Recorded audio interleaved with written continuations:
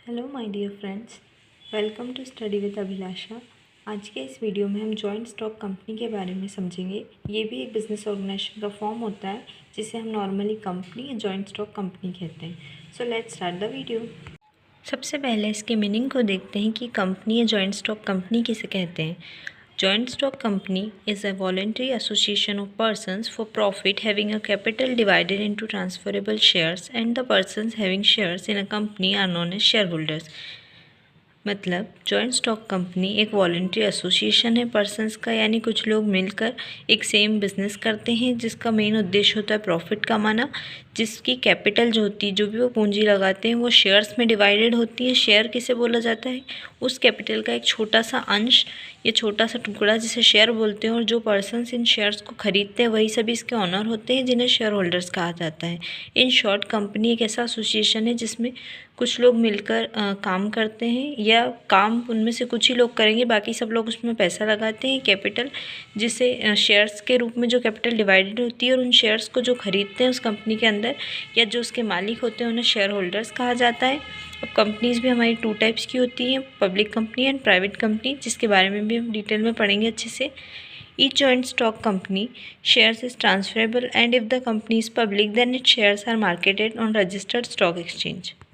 देखिए, अभी हमने बात की कि कंपनीज 2 टाइप की होती है। एक होती है हमारी public company and second type की होती है हमारी प्राइवेट कंपनी। अब जो शेयर्स होते हैं ये ट्रांसफरेबल होते हैं, पर अगर कंपनी पब्लिक कंपनी है तो उसके शेयर्स क्या किए जाएंगे, एक स्टॉक एक्सचेंज में बेचे जाते हैं, या वहाँ पर इनके सेल परचेस किया जाता है। स्टॉक एक्सचेंज किसे बोला जाता है? वह मार्केट जहाँ पर शेयर्स का सेल परचेस होगा। आगे जैसे जैसे हम बिजनेस स्टडीज़ कंप्लीट करेंगे उसमें देखेंगे कि किस टाइप के अलग अलग मार्केट होते हैं। उसमें एक होता है स्टॉक एक्सचेंज, जहाँ पर जो शेयर्स और ये सिक्योरिटीज़ होती है उनका सेल परचेस किया जाता है। तो जो पब्लिक कंपनी के शेयर होंगे, पब्लिक कंपनी जनरली गवर्नमेंट की होती है, इसीलिए इसका जो सेल परचेस है इनके शेयर्स का, वो एक रजिस्टर्ड स्टॉक एक्सचेंज में किया जाता है। Private company or private joint stock company shares can be transferred from one party to another party. However, the transfer is limited by agreement of family and family members. यानी एक public company के तो registered stock exchange में ये marketed किए जाते हैं इनके शेयर्स, बल्कि एक प्राइवेट कंपनी के जो होते हैं वो भी ट्रांसफरेबल होते हैं, पर इसमें कुछ कंडीशंस होती हैं, एग्रीमेंट होते हैं। इस तरह से हमने देखा कि कंपनी क्या है और इसके शेयर्स किस तरह से ट्रांसफरेबल होते हैं। अब पढ़ते हैं इसके फीचर्स के बारे में कि कंपनी की क्या क्या विशेषताएं होती हैं। पहला है सेपरेट लीगल एंटिटी। देखिए, इसकी जो एंटिटी होगी या जो एक कंपनी है वो अपने मालिक से अलग होती है, लीगल तौर पे, कानूनी तौर पे इसकी एक अलग पहचान होगी। कंपनी का यही डिफरेंस है हमारे सोल प्रोप्राइटरशिप और पार्टनरशिप से भी, कि एक सेपरेट लीगल एंटिटी होती है एक joint stock company. A joint stock company is an individual legal entity apart from the persons involved. It can own assets, and because it is an entity it can sue or can be sued. यानी एक ये separate legal entity मानी जाती है हमारी company, इसे उसके मालिकों से अलग रखा जाता है मतलब, और इसीलिए ये कोई भी असेट्स परचेज कर सकती है, उस पर उनका मालिकाना हक होता है कंपनी का, और कंपनी अपने सारे एग्रीमेंट्स खुद करेगी, मतलब कंपनी के नाम से अलग से होंगे वो, और इसे ये किसी पर भी मतलब कोर्ट केस भी कर सकती है, और इस कंपनी पर भी कोई भी व्यक्ति केस कर सकता है। इस तरह से ये एक सेपरेट लीगल एंटिटी होती है अपने ऑनर्स से या शेयर होल्डर से। नेक्स्ट फीचर है हमारा incorporated association. The company must be incorporated और registered under the companies act 1956। Without registration no company can come into existence. यानी कंपनी बनने के लिए, कंपनी होने के लिए उसका रजिस्ट्रेशन बहुत ज़रूरी है। एक कंपनी को कंपनीज एक्ट 1956 के अंदर रजिस्टर्ड किया जाना ज़रूरी है, तभी उसे कंपनी कहा जाता है। अगला फीचर है हमारा नंबर ऑफ़ मेंबर्स, यानी एक कंपनी के अंदर कितने मेंबर्स होने चाहिए, मिनिमम और maximum. For a public limited company there can be an unlimited number of members but minimum being 7। यानी मैक्सिमम पब्लिक लिमिटेड कंपनी में कितने भी मेंबर्स हो सकते हैं, पर मिनिमम 7 मेंबर्स होने चाहिए for a public company. And for a private company only 2 members are required. यानी मिनिमम 2 मेंबर्स की ज़रूरत होती है प्राइवेट कंपनी के लिए, और एक पब्लिक कंपनी खोलने के लिए आपको मिनिमम 7 मेंबर्स की रिक्वायरमेंट होती है। नेक्स्ट हमारा फीचर है परपेचुअल एग्जिस्टेंस, यानी इसका जो एग्जिस्टेंस है या इसका स्थायित्व बोल सकते हैं हम। कंपनी मतलब लंबे समय तक चलती है, इसके किसी मेंबर्स या शेयर होल्डर्स के होने ना होने से कंपनी में कोई भी इफेक्ट नहीं पड़ता है। डेथ, इंसॉल्वेंसी एंड इंसैनिटी और change of members has no effect on the life of a company. It can come to an end only through the prescribe legal procedure.